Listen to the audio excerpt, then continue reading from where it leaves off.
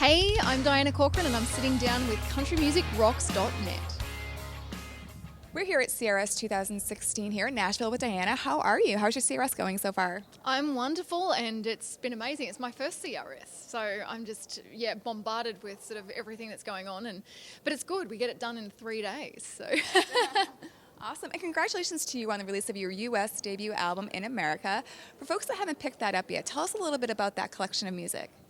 You know what? Obviously, I'm from Australia. You can probably tell from my accent that I bring a little bit of a fresh difference to country music in America, but it's still very American sort of country. So there's that blend there, just with a touch of Olivia Newton-John, maybe. Nowhere near as good. Well, but in terms of that flavour, and I think that it's a collection of songs that range from fast, quirky songs that are sort of fun and part of my personality to the deepest part of me, which is, all the ballads that mean something. And there's something on there for everybody. It's a journey. And tell us a little bit about the title. Did you specifically name it in America because it was your debut release, or because I know it's not a title of an actual song on the album?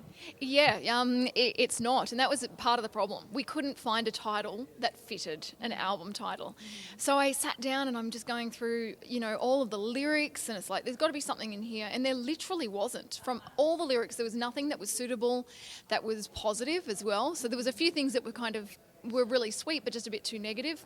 So I ended up saying to the label, let's just call it what it is, Dianna Corcoran in America. And we all agreed, so bang, that's where the name came from. Awesome, I love it. And you also been promoting your new single, God Did Good. Tell us a little bit about that song and give us some background on that. Sure. Well, it's a love song, and I wrote it with Christian Bush and Jeff Cohen, and we sat down and we knew we had something special when we'd finished it. So it was all about that perfect someone being made perfectly for you. And sometimes it'll be somebody that you didn't expect, so you'll think that you belong with a particular type of person and end up with somebody totally different. It's a great upbeat song, and it was just made for country radio, to be honest, so it was the logical first single. Sure. And I know you've done a lot of military tours and had several military experiences. Tell us a little bit about that, because I'm sure that's completely different from just performing on stage when you get to perform for the troops and stuff like that. What's that like? Amazing. There's no other way to describe it. My first tour, I got off the plane when I got back to Australia and called my mum and said, hey, I'm back safe. And she said, how was it? And I said, it was hands down the best thing that I have ever done in my career. And that was a few years ago, and that hasn't changed. It's still the best thing that I've ever done. It's one of the most special places I've ever played. It ticks so many boxes, and it's something a lot of civilians don't get to see or do. And to an audience that could not possibly be more appreciative. Yeah. Oh, I bet. I'm sure it's just absolutely amazing. And as an artist, and actually all of us, we all have bucket lists and wish lists. What's something that's pretty high up there on your country music bucket list?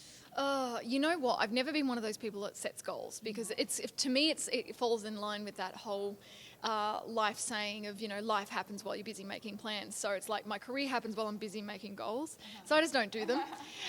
So I don't really have a bucket list. I'm still to sing solo at the Grand Ole Opry. I've sang with many people on the Grand Ole Opry, but never done that. So we've got to tick that one off, hopefully this year.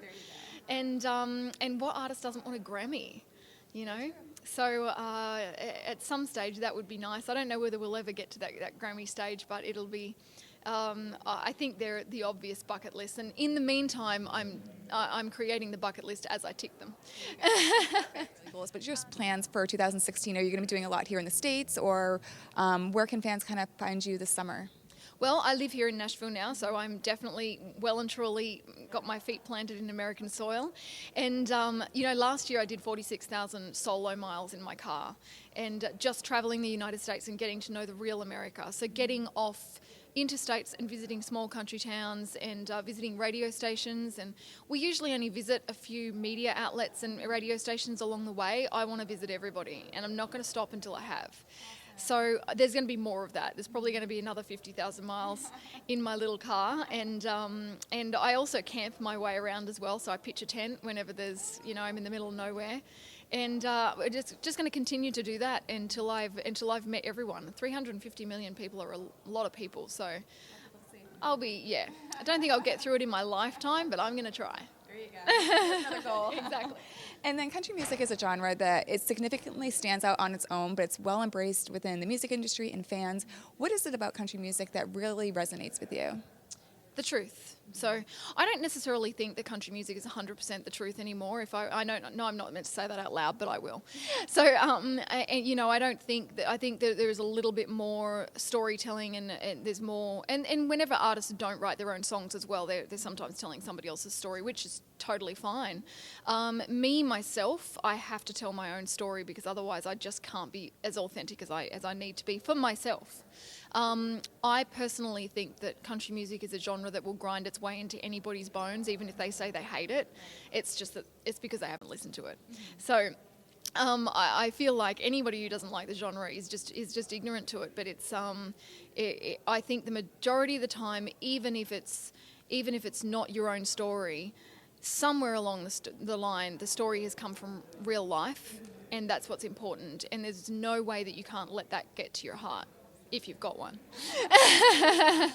Well, thank you so much for taking the time to chat with us. I wish you the best of luck with the new album, with the single, and hopefully we'll catch you out on the road somewhere this summer. You will. Thank you so much for having me. God did good when he put you together, hot from your head down to your toes. Working overtime, couldn't do any better. The whole wide world and heaven knows I've been blessed with more than I should. When God made you, God did good.